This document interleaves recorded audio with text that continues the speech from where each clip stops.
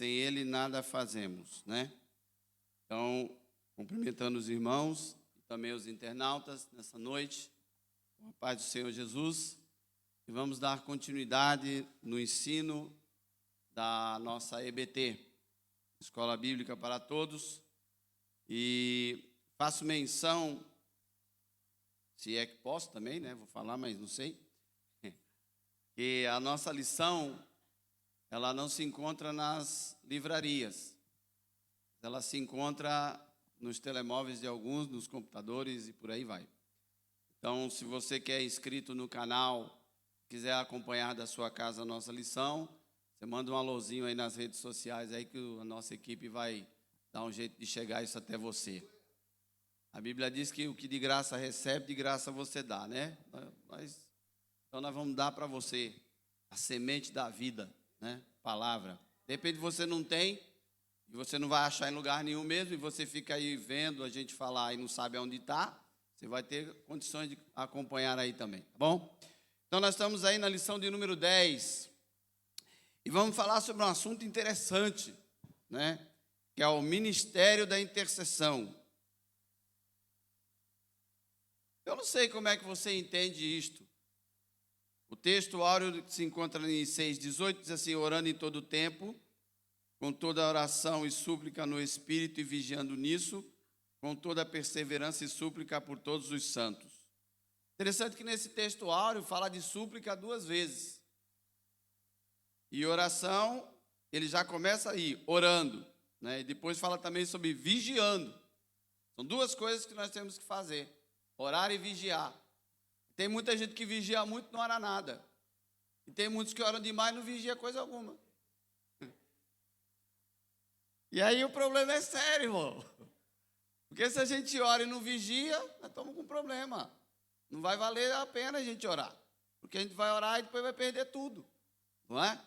Por isso que a vigilância, muitas das vezes, ela tem que estar sempre a caminho. Mas eu estava lendo aqui com os irmãos, e a Bíblia diz, ou melhor, o texto, a palavra de Deus, que tem uma palavra-chave aqui para nós, que é intercessão. E como eu falei já da outra vez, intercessão e oração são 2 coisas diferentes, distintas. E quando a gente fala de intercessão, ela vem de uma palavra latina, e como todo o nosso vocabulário, o nosso vernáculo, ele provém de palavras latinas. Algumas palavras vêm da parte do grego, outras palavras vêm do nosso latim, né, no antigo latim, que era a língua romana falada, e quase tudo que nós temos está escrito em latim. E isso foi transliterado depois para o nosso português, e hoje nós temos aí, por isso que toda vez que vamos buscar algumas raízes das palavras, encontramos ou no latim ou no grego. Porque, diga-se de passagem, a Bíblia Sagrada, num todo, ela tem pelo menos 3 línguas distintas. O Antigo Testamento, escrito todo ele em hebraico, que é o Torá, né, e os livros históricos e poéticos que os judeus acompanham. O Novo Testamento, que é escrito em grego, com uma distinção. Algumas Bíblias está Jesus falando e está escrito em vermelho, e ali é aramaico, que é um judeu antigo, um hebraico antigo, que era falado ainda no tempo do cativeiro. Ou seja, só eles se entendiam. Você já caiu, às vezes, assim, em algum local que as pessoas falam com você em português, depois uma vira para a outra e começa a falar na sua língua, e você fica assim, sem saber o que está acontecendo? Era mais ou menos isso. Quando Jesus falava em vermelho, e está escrito em vermelho, ele estava falando em aramaico. Os judeus mais antigos entendiam tudo. Alguns ficavam meio fora do ar, assim, sem saber o que estava dizendo. Precisar depois uma tradução. Mas a Bíblia é escrita nesses 3 tons. Agora, a nossa língua portuguesa chegou justamente traduzindo do latim para nós. Por isso que quase todas as raízes são latinas, ok? Vamos lá, seguindo. Agora, vamos lá. Ministério da intercessão. E aí veio uma pergunta. Afinal de contas, o que é ministério? Porque intercessão é uma coisa, mas o que é ministério? Se você nunca parou para pensar sobre isso, nós vamos trazer aqui uma clareza melhor sobre isso hoje, antes de entrarmos na lição, porque isso foi a primeira coisa que me chamou a atenção, sobre o ministério. Ministério, irmão, a sua tradução no nosso dicionário ocupacional, fala assim que é ocupação, ofício, profissão. Ponto. Ou seja, a palavra grega para ministério, como eu falava do grego no Novo Testamento, é diaconia, que quer dizer serviço. Ou seja, todo diácono exerce um serviço. Então, a diaconia está ligada com isso. Porém, a diaconia não está ligada diretamente com o diácono. Está ligada com todos nós. Eu costumo dizer que o primeiro diácono da igreja é o pastor. E é uma verdade. Porque nós não chegamos na condição que somos se não fôssemos diácono. E se nós não exercêssemos a diaconia, também nós não serviríamos para ser pastor. Porque o pastor é o primeiro diácono em tudo.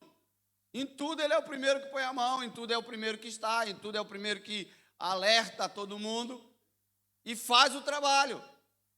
Por quê? Agora, quando a gente fala dessa questão, eu digo que intercessão ou interceder quer dizer prestar um serviço a Deus em favor de outra pessoa.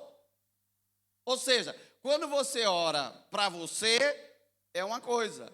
Quando você ora por outro, você está prestando um serviço a Deus. Então, todo mundo que presta um serviço a Deus, exerce um ministério, irmãos. Esse é o segredo da coisa. Por quê? Como eu disse a semana passada, e vou tornar a dizer, aquele jovem ali que está atrás da câmera, que ninguém vê, só você e eu, ele está prestando um serviço à comunidade nossa e, ao mesmo tempo, um serviço a Deus. Se ele não sabia, fica sabendo agora. Por quê, irmão? Porque o irmão que trouxe esse copo aqui, ó, com água, ganhou um galardão. Ah, você não dá glória a Deus porque você deixou eu pensar. Mas a Bíblia diz que aquele que dá um copo d'água a alguém ganhou um galardão no céu. Isso é um serviço prestado na obra de Deus. E automaticamente uma diaconia. E automaticamente um ministério, um serviço prestado na obra de Deus. Então, quando alguém às vezes bate no peito e diz, eu sou ministro do Evangelho, meu filho, você vai trabalhar mais ainda. Porque o ministro é o que primeiro trabalha mais do que todo mundo. É uma bênção, é uma bênção. Mas o ministério, ele está envolvido com isso, com o trabalho, com o serviço. Agora, diz uma coisa aqui. Então, e o que é que nos leva a orar? Aí você pode me dizer assim, ah, pastor, eu tenho que estar em grande aflição para orar. Para orar. Mas para interceder, não. Para interceder, você não tem que estar em aflição. Porque o que vai levar você a orar pelos outros é algo chamado amor. Porque se você não ama, você não intercede. Quando nós falamos, oremos para que Jesus salve as almas pelas almas perdidas, você primeiro tem que amar as almas perdidas. Porque senão você não vai interceder por elas nunca. Você vai trabalhar com muitos perdidos e nunca vai trazer nenhum para Jesus, porque você não ama a alma daquele que está do seu lado. Então a intercessão, ela envolve diretamente o amor por a vida de alguém. Não só pelo perdido, pelos irmãos em si. Porque se eu não amar os irmãos, como eu vou orar pela tua vida? Como eu vou interceder pela tua vida? Por que você acha que Jesus intercedeu pelos discípulos? Porque ele amava. E ele sabia que a falta desse amor ia gerar problemas. Então ele incentivava os discípulos a interceder uns pelos outros, porque quando ele fosse embora, o povo que chegaria próximo dos discípulos, como foi o caso que Pedro pregou e tantas almas aceitaram a Jesus ali na primeira, precisava amar aquele povo para poder juntar aquele povo e aquele povo poder então desfrutar do amor de Deus. Se eu não consigo desfrutar do amor de Deus, é porque eu não amo.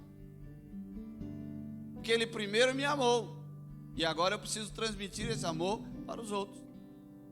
É aí que entra a grande questão do ministério da intercessão. Eu preciso amar você para poder orar por você, interceder pela sua causa. A sua causa ela tem que vir para mim, porque se eu amar você, porque, deixa eu abrir um parênteses aqui, amar minha esposa é fácil, é minha esposa. Agora, amar a outras pessoas que você mal conhece, só tendo o amor de Deus no coração. Por quê?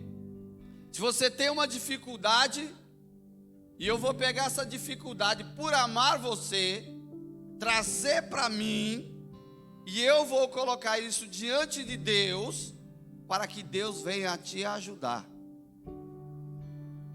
Eu tenho umas coisinhas aqui na cabeça que depois eu vou passando para você ponto a ponto. E você vai perceber melhor do que eu estou te dizendo. Então, o primeiro ponto da lição fala sobre a oração intercessória. Dentro do Antigo Testamento, ponto 1, que diz aí, no Antigo Testamento, nós encontramos a questão de Moisés.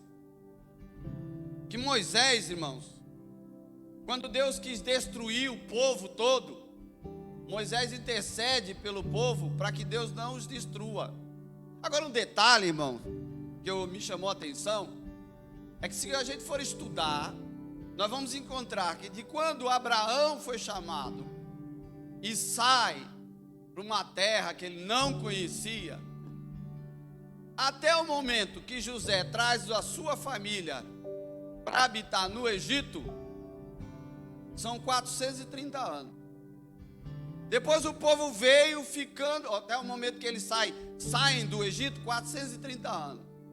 Ou seja, Deus levou 430 anos para formar um povo, que depois ele diz, vou acabar com tudo. Interessante que Deus já tinha acabado lá atrás com água, mas dessa vez ele ia acabar com um povo específico, o seu povo. E ofereceu a Moisés a possibilidade de sair da semente de Moisés um novo povo. Agora veja só, 430 anos para ter aquele povo todo. Quando sair de Moisés, mais 430 anos, vamos dizer assim. Como é que ia ser isso? Para ter um povo separado, exclusivo de tudo aquilo que ele queria fazer. Mas Moisés intercede a Deus, pedindo para que Deus não destruísse, ele está dizendo mais: o que vão dizer as outras nações de ti? Os próprios egípcios, que o Senhor queria castigá-los, tirou-os daqui para matá-los no deserto. Então matasse aqui mesmo. E Deus moveu-se e não matou o povo, mediante as palavras de Moisés. Você já se presa, já imaginou você diante de Deus? Pedindo misericórdia a Deus por uma família que às vezes está se acabando aí. E você fala: Senhor, ali são vidas que precisam ser resgatadas. E a coisa acontecendo e Deus intervir e salvar aquela família inteira por causa da sua intercessão. Esse é o segredo, irmãos, de nós intercedermos pelas pessoas que muitas das vezes nem sabem que tem gente orando por eles. As pessoas vêm para Jesus, seja aqui na igreja, em qualquer uma das ADEFs, ou mesmo em casa, levanta a mão quando a gente faz um apelo aqui. Mal sabe ela que tem um povo que ela nem conhece que está orando por ela. Está orando por ela. Porque se não fosse a intercessão da igreja, esse mundo também já não estava do jeito que está, irmão. Estava de cabeça para baixo. A gente orando já está do jeito que está. Imagina se nós não orássemos. Agora, quando a gente olha para isso, nós encontramos ainda a questão de Samuel.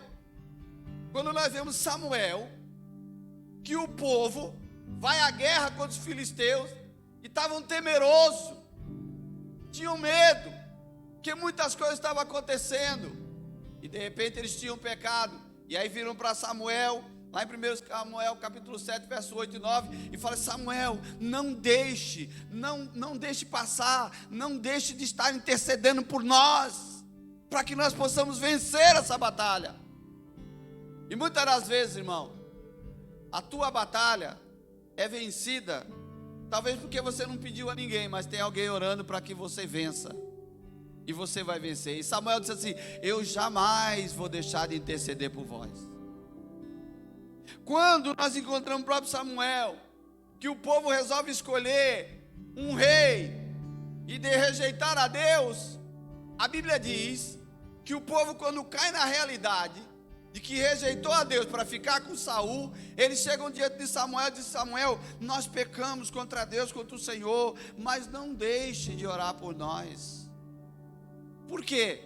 Porque eles sabiam que tinham feito algo errado. Mas mesmo você sabendo que alguma coisa você fez de errado, não deixe de buscar a Deus, porque Deus é misericordioso para mudar a tua história.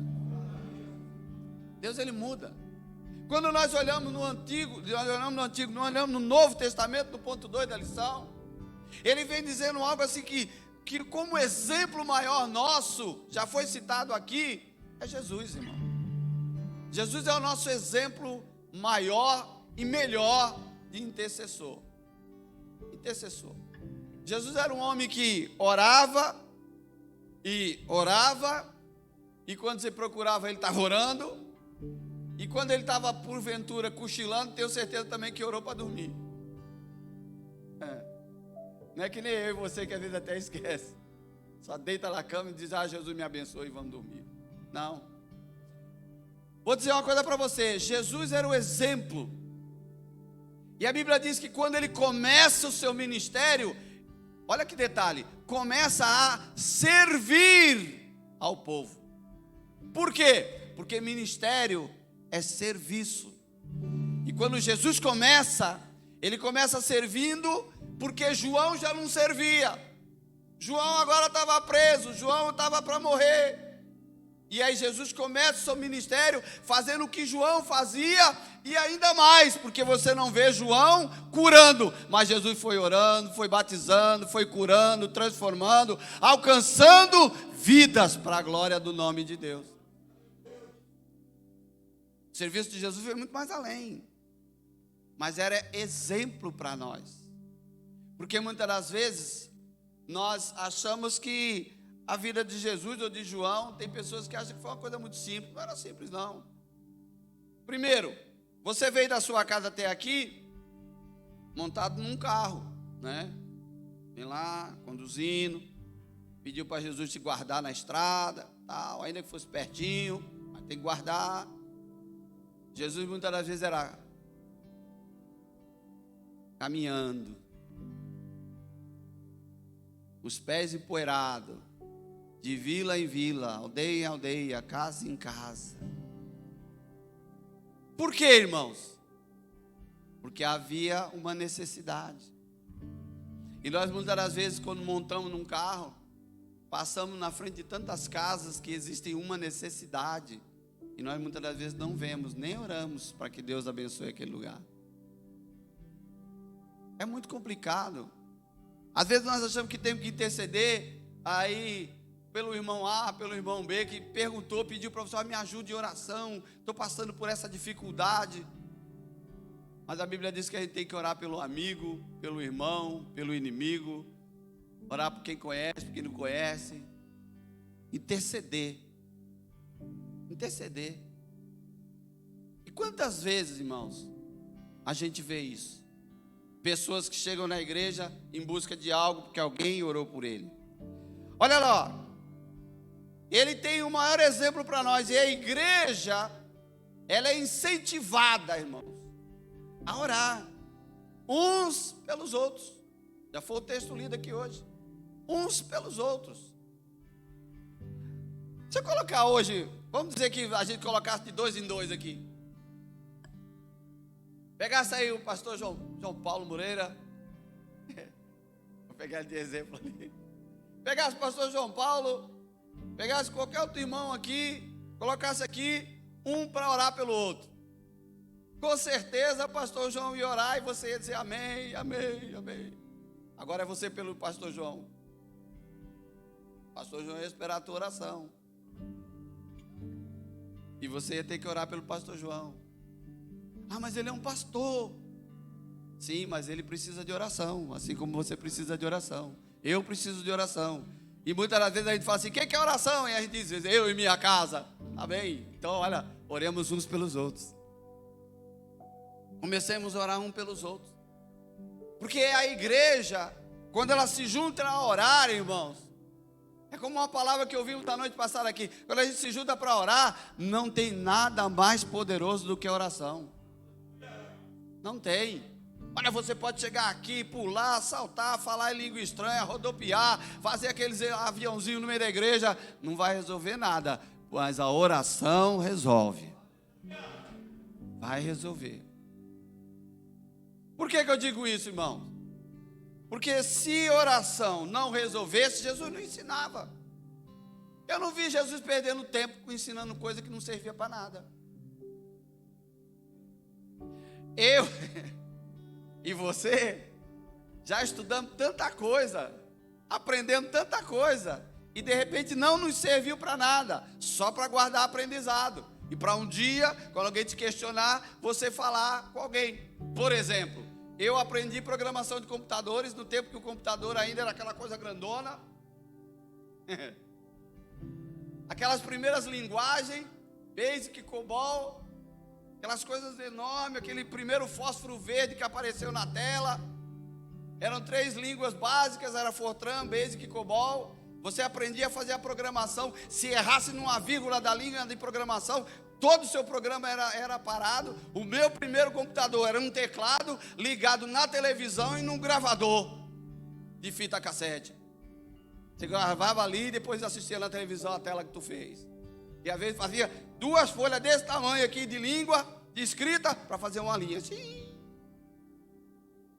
E eu conversando com uma pessoa hoje sobre esse assunto dentro do meu carro, e eu falei para a pessoa, é interessante, né? As pessoas não sabem das coisas que acontecem, mas até hoje, esse computador, esse telemóvel, qualquer coisa que você tem, só fala uma língua, binário, é 1 e 0, que identifica todas as coisas que você tem aí, nada mais. Ou seja, a base está ali, e muita gente não sabe. E a base do crescimento da igreja está na oração, e muita gente não sabe. É a base, irmão, não saiu dela. Não saiu dela. É falar e ouvir Deus falar. Simples assim. Orar por alguém e ver Deus fazer. Simples assim. É a força, é a base da igreja. Quando nós olhamos, e a pessoa até olhou para mim assim e falou assim, o senhor estudou isso? Eu falei, pois é. Às vezes eu falo para a pessoa assim, andar de Uber também é conhecimento.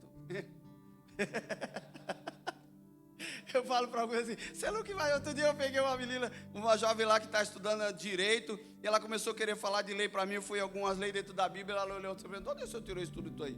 Foi dentro da Bíblia. Eu falei, isso tem tudo na Bíblia? Eu falei, pois tem. Só que vocês estudam direito, mas não estudaram a base do direito, que é a Bíblia Sagrada. E ela passou, você for pesquisar lá, eu falei, pode ir lá que tu vai achar tudo isso que eu estou falando. Porque a Bíblia, irmão, tem tudo. Tem resposta para tudo. Tem todo o assunto que você pesquisar, está aqui dentro. Do certo e do errado. Vamos lá.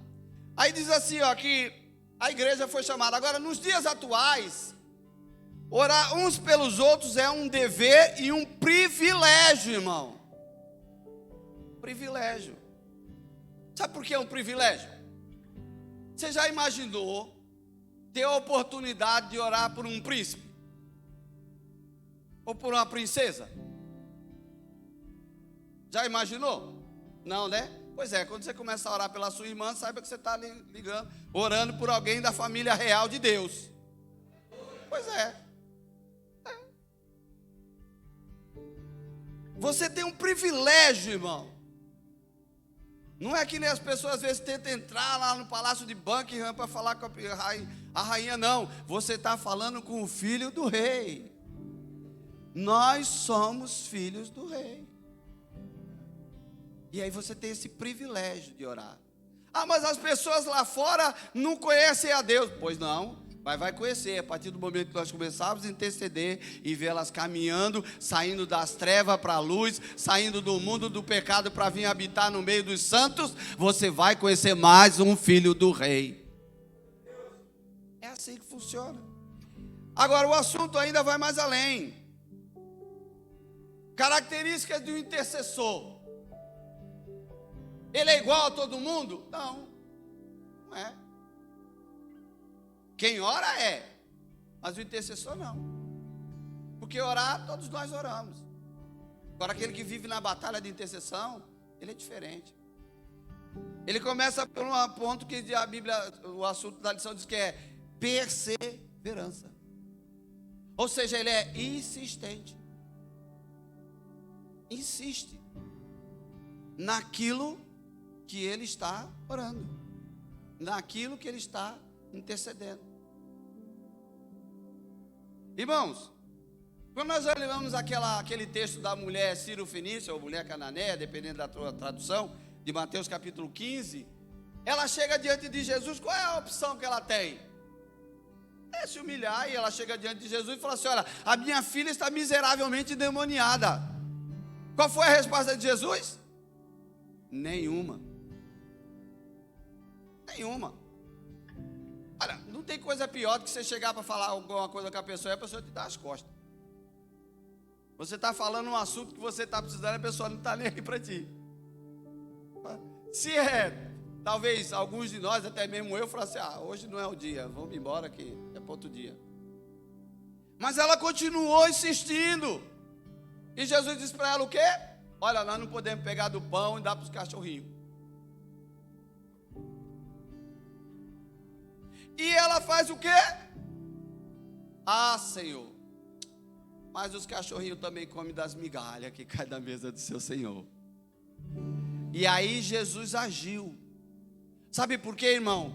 Quando nós queremos alguma coisa, nós temos que ser perseverantes naquilo.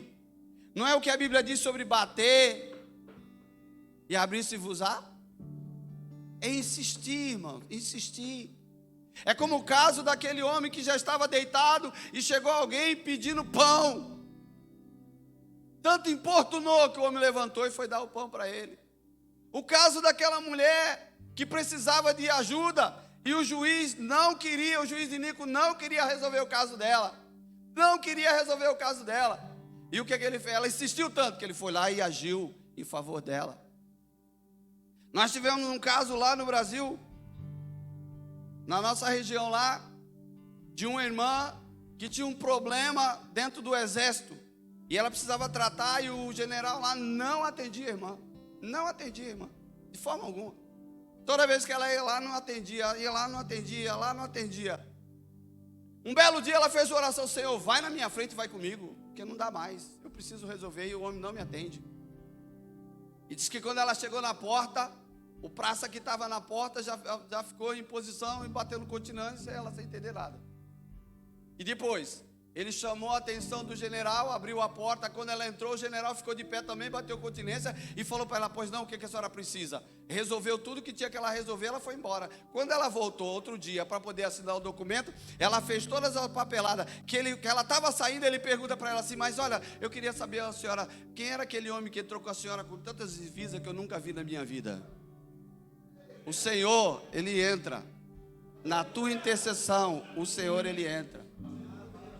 E eu quero dizer para você que nessa noite o Senhor vai entrar em situações aqui para resolver a tua causa.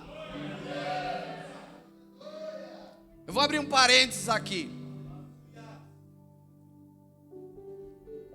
Esse parênteses que eu vou abrir aqui está ligado a 4 cultos ou 3 cultos atrás, quinta-feira.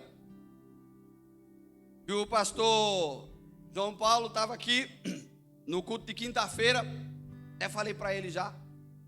E no culto de quinta-feira ele chegou aqui com a autoridade de Deus e falou assim: ó, dívidas vão ser pagas. E eu, ó, isso foi na quinta noite. Na sexta de noite tinha uma dívida impagável já de quase 3 anos que estava paga para a glória de Deus. Porque Deus, Ele é fiel. E quando se ora aqui, irmão, não se ora de brincadeira, se ora para Deus resolver, e Deus resolve. E eu louvo a Deus por isso. E eu vou dizer para você: você já viu um profeta hoje? Olha, então você não olhou no espelho. Você pode ser o profeta que está aí, sentado para profetizar algo para o teu vizinho nessa noite. Porque aquele que está aí contigo é maior do que aquele que está no mundo. Olha lá. Esse é um ponto. Um outro ponto, 2, chamado altruísmo.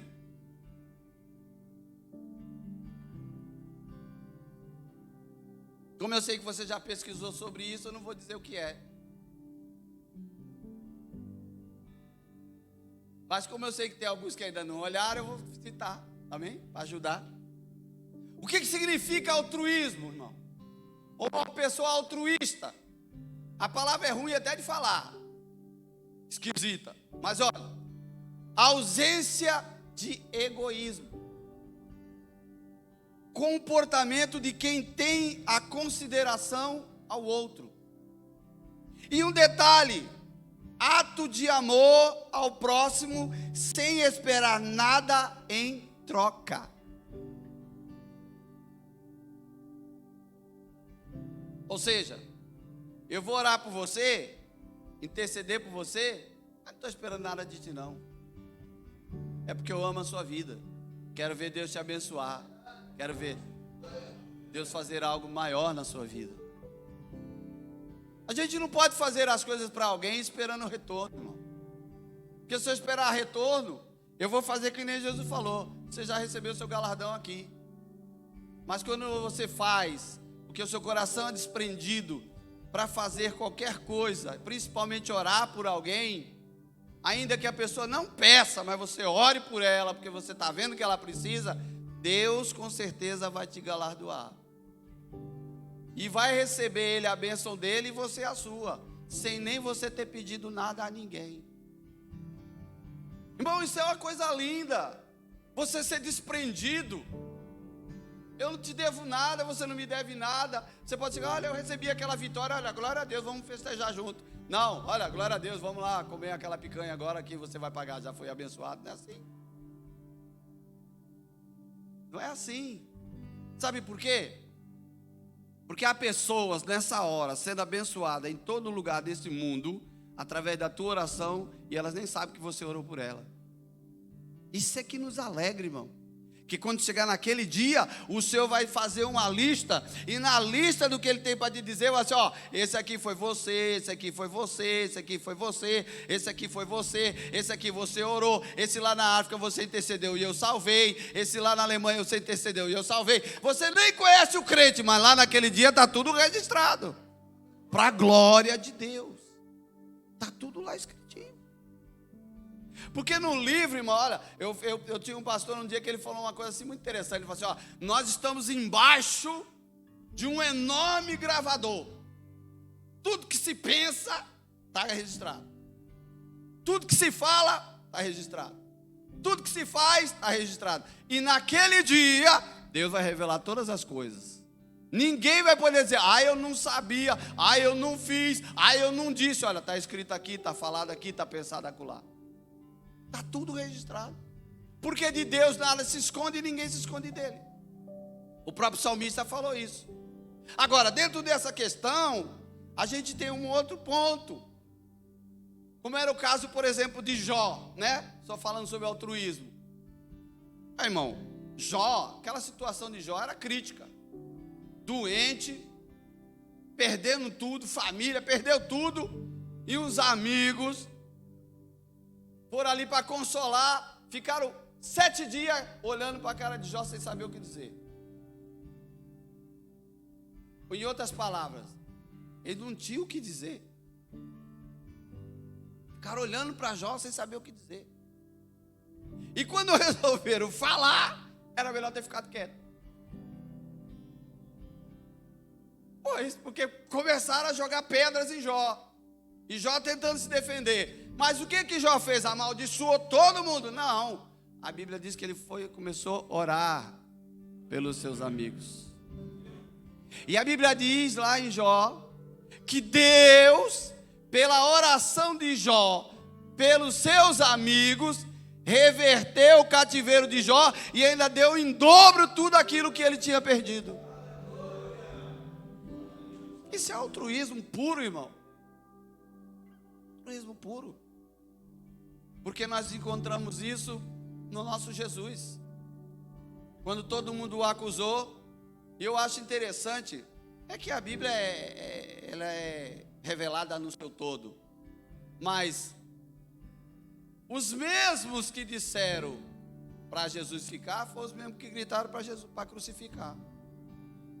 A multidão que acompanhava atrás de pão, de peixe, de enfermidade curada, eram os mesmos que estavam acompanhando o cortejo para ele morrer. E quem foi lá requerer o corpo era ainda um discípulo oculto, José de Arimateia, do meio dos homens do dinheiro, que foi lá pedir o corpo de Jesus e colocou num sepulcro novo, enrolaram, embalsamaram, puseram ali. Mal ele sabia que era só por 3 dias que Jesus ia ficar ali. Mas ele foi lá. E aquela multidão toda que saiu atrás de Jesus, ninguém se manifestou. Mas lá na cruz, antes de morrer, ele ainda falou assim: Pai, perdoa porque eles não sabem o que estão fazendo. Perdoa. Irmãos, isso é muito importante para nós entendermos isto. Que não importa o que estão falando de nós, ou o que estão fazendo contra nós, o que importa é que nós sabemos que o Senhor vai cuidar de tudo.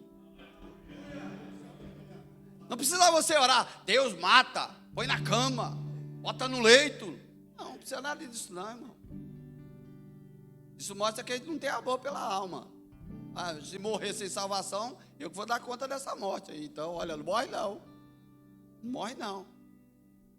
Mas, Senhor, dá vida para ele, salva ele, muda a história dele, mostra para ele que aquilo que ele está falando de mim não é bem assim, mas ele vai viver algo novo de ti.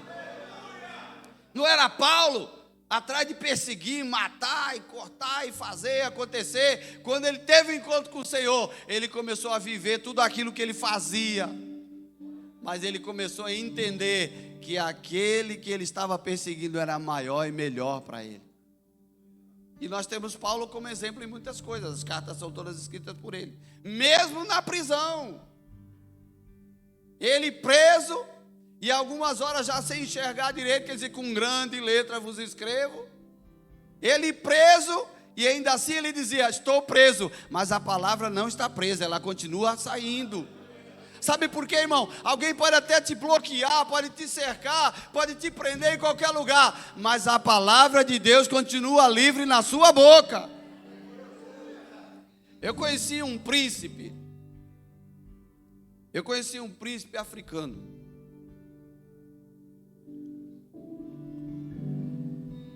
Quando eu morei nos Estados Unidos, ele foi pregar numa convenção que eu fiz parte. E eu lembro que ele falou assim, que ele estava num país, e foi no próprio Estados Unidos, e ele foi preso, como imigrante ilegal. Foi preso, levaram ele, e ele foi para a cadeia. E lá na cadeia, perguntaram para ele assim: você quer que traga o que para você? Aqui vão me dar comida. Aqui a roupa é eles que me dão. Só traz a minha Bíblia. Resultado: ficou 1 ano preso, metade da cadeia convertida. Você pode estar preso, mas a palavra permanece, irmão. Pode te oprimir, mas a palavra permanece na tua vida. Se você tem isso dentro de você, sabe por quê, irmão? Porque as situações que nós somos colocados é para mostrar para esse mundo quem nós somos. E o intercessor, muitas das vezes, ele vai entrar em brechas. Assim como a Bíblia diz que Deus procura um homem na brecha, muitas das vezes o intercessor está naquela brecha. E é naquela brecha que Deus vai usar ele. É naquela brecha. Mas tem que estar ali. Aí nós olhamos para isso e encontramos aí empatia.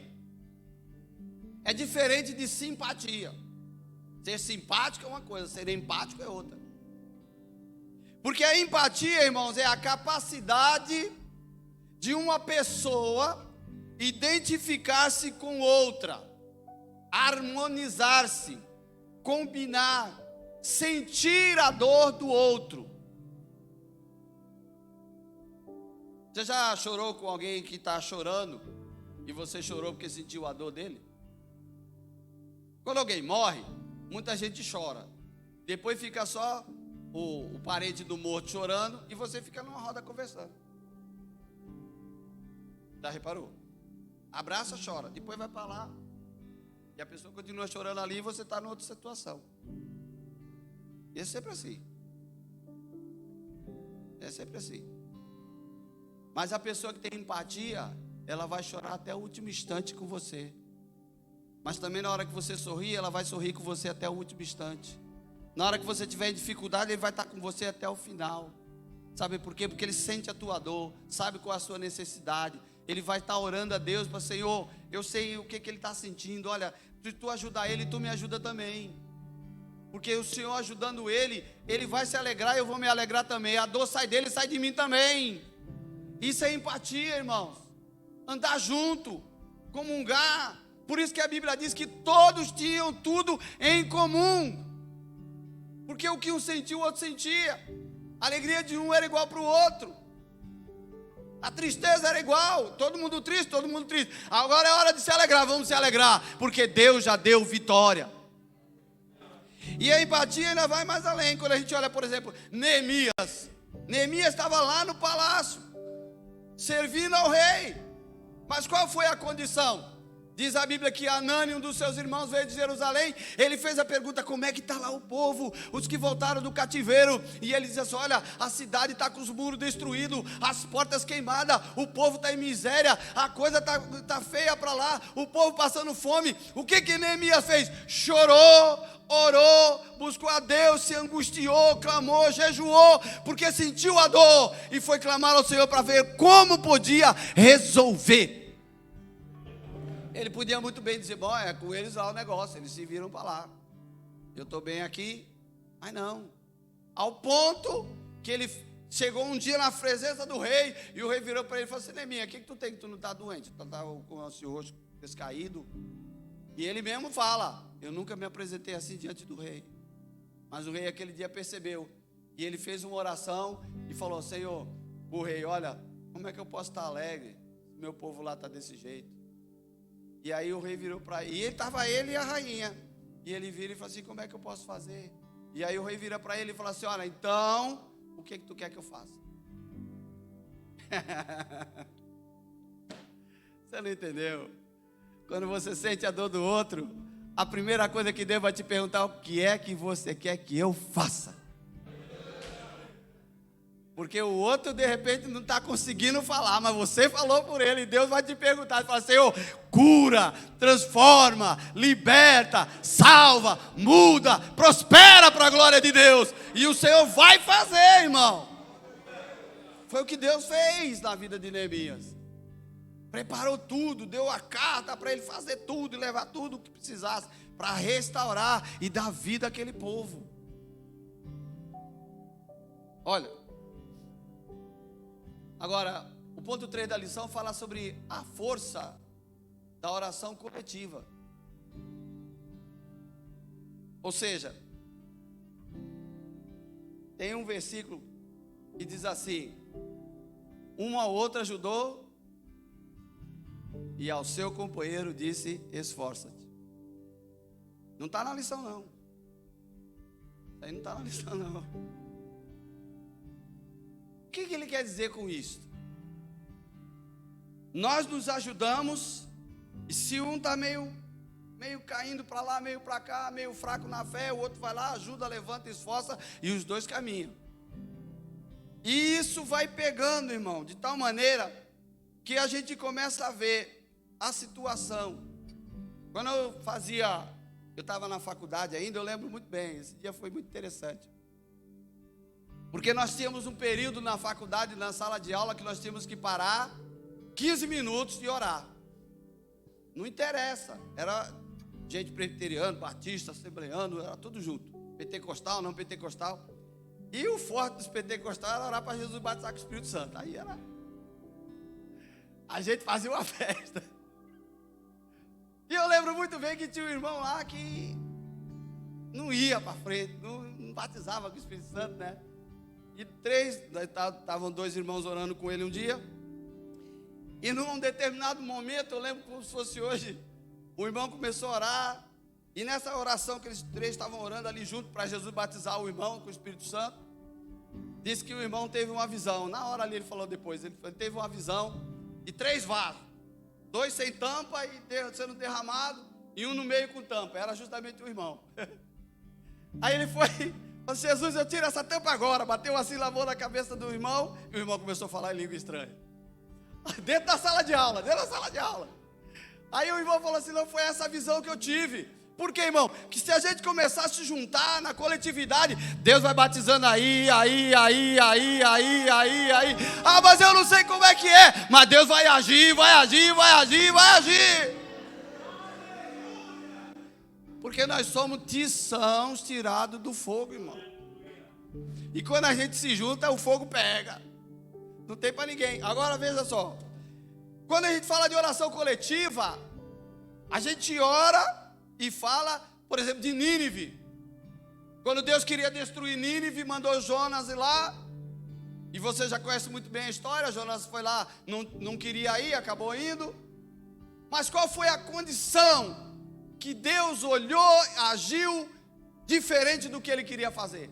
Deus ia destruir a cidade, isso já estava assinado embaixo.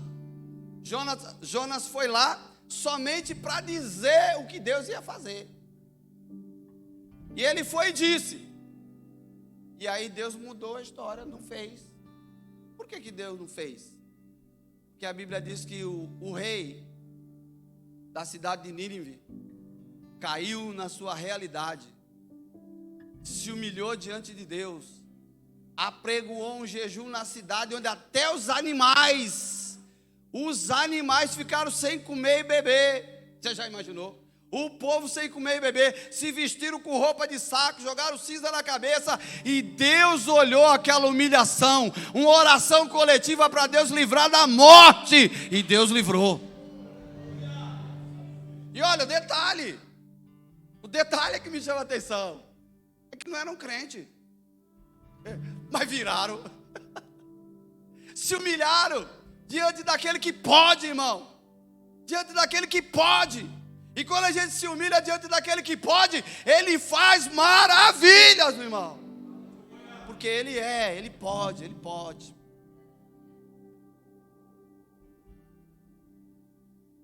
Porque na verdade, irmãos, tem muitas coisas que nós desconhecemos em Deus.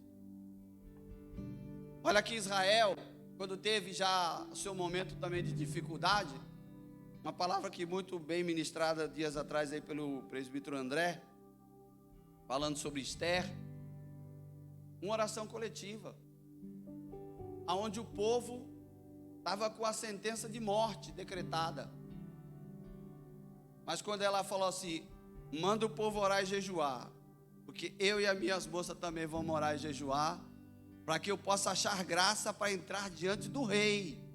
Não era nem para resolver a situação, era para entrar diante do rei, e o rei, se a recebesse, ela podia tentar resolver, senão ela podia morrer. Mas ela falou: pede para o povo jejuar, pede para o povo orar, eu e minhas moças vamos orar e jejuar, para que Deus possa fazer alguma coisa. Se eu perecer, pereci. E o que aconteceu? O povo se juntou lá, ela se juntou de cá, Deus abriu a porta e deu livramento para o povo. Por isso que quando a gente ora aqui, irmãos, a gente coloca aqui os objetivos do ministério, e graças a Deus são objetivos sadios, né? São objetivos que realmente a gente vê que é para o crescimento da obra de Deus. Quando a gente ora para Jesus salvar milhares, milhões e tal, a gente ora para Jesus abrir outras portas e preparar lugar e levantar empresário, e levantar daqui. Eu creio que Deus pode fazer tudo isso, mas quando a igreja pensa no mesmo nível, quando a igreja fala na mesma língua, porque não adianta os obreiros falar a mesma língua e a igreja não falar a nossa língua. Eu tenho que falar chibolete e você também.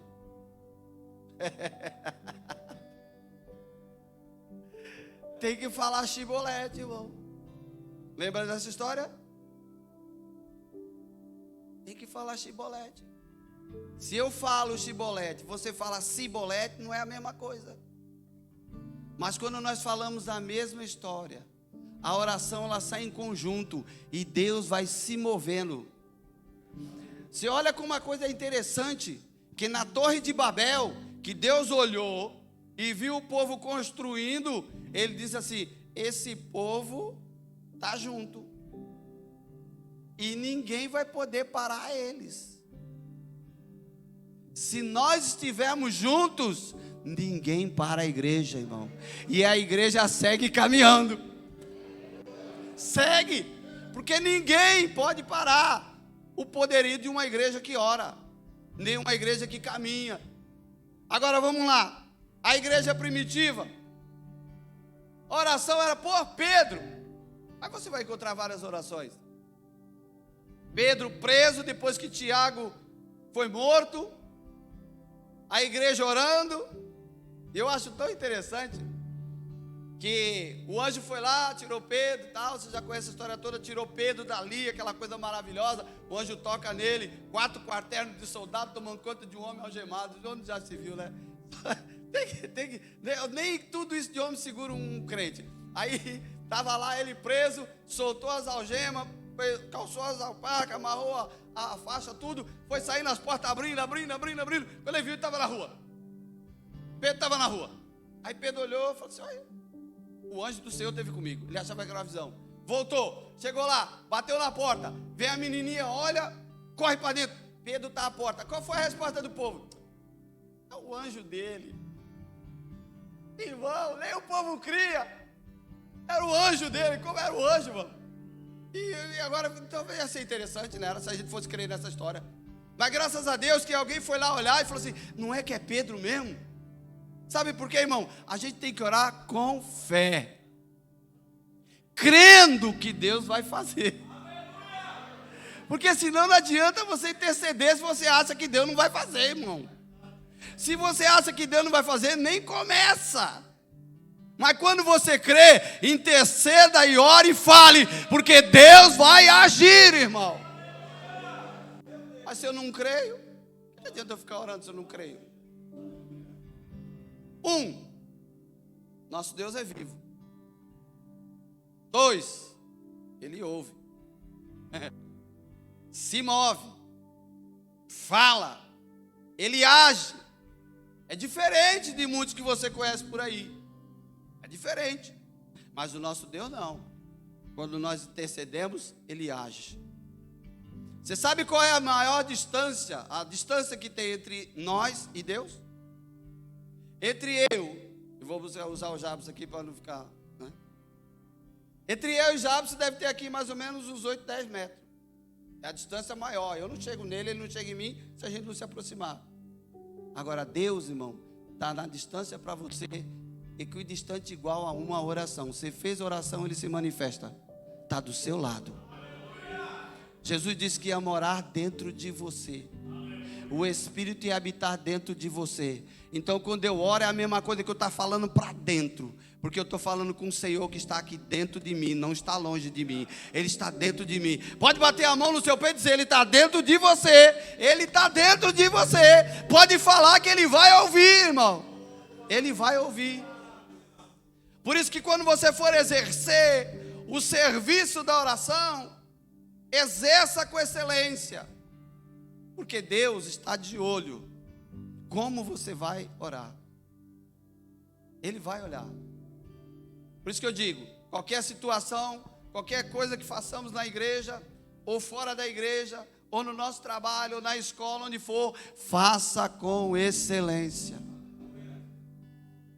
Porque você está mostrando para o povo lá fora que você é um servo do Deus vivo.